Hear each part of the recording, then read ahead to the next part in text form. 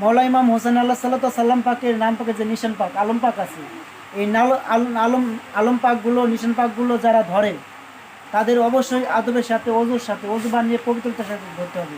কারণ হাদিস শরীফে আছে ইমাম পাক বলছেন যে এই নিশান পাকের নিচে আলম পাকের নিশান পাকের নিচে খাতুনের জান্নাত পাক মা ফাতেমা আলাইহিস সালাম পাক হাজির থাকেন।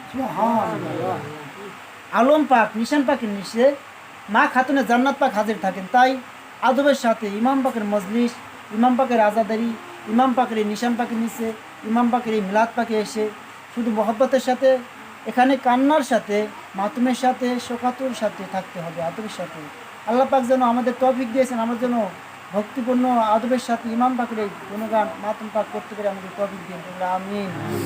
এবং কি এখানে এই কারণেই মাতুম পাক করবো, আমরা মহব্বত করব। দেখুন আমি একটা পরাপাক পড়লাম যে ফরিয়াতে রব্বে আকবার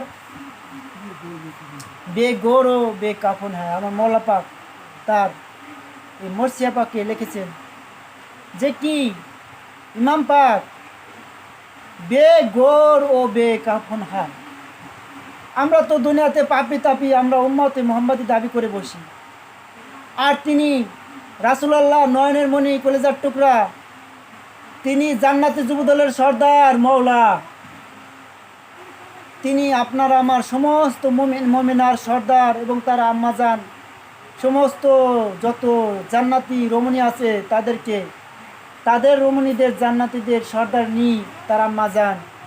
আল্লাহ পাক বলছেন ইয়া রাসূলুল্লাহ ইয়া হাবিবাল্লাহ, আমার দোস্ত আপনি বলে দিন। জিবরাইল আলাইহিস সালামকে পাঠিয়ে দিলেন যে যাও খবর নিয়ে যাও যে কি তার বেটা শাহজাদা ইমাম হাসান ইমাম হোসাইন সমস্ত যুবদলের সর্দার। আল্লাহ পাক বলে দিলেন আল হাসান ওয়াল হুসাইন শাবাবে সৈয়দে শাবাবে আহলিল জান্নাহ।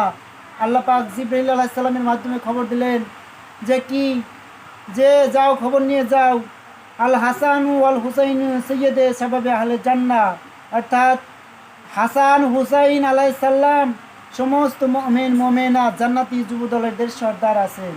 এবং কি আরও খবর পাঠিয়ে দিলেন যে তারই মা ফাতেমা খাতুনে জান্নাত পাক সমস্ত মহিলাদের জান্নাতি যত মহিলা থাকবেন সমস্ত মহিলাদের নেত্রী হবেন, সর্দারনী হবেন।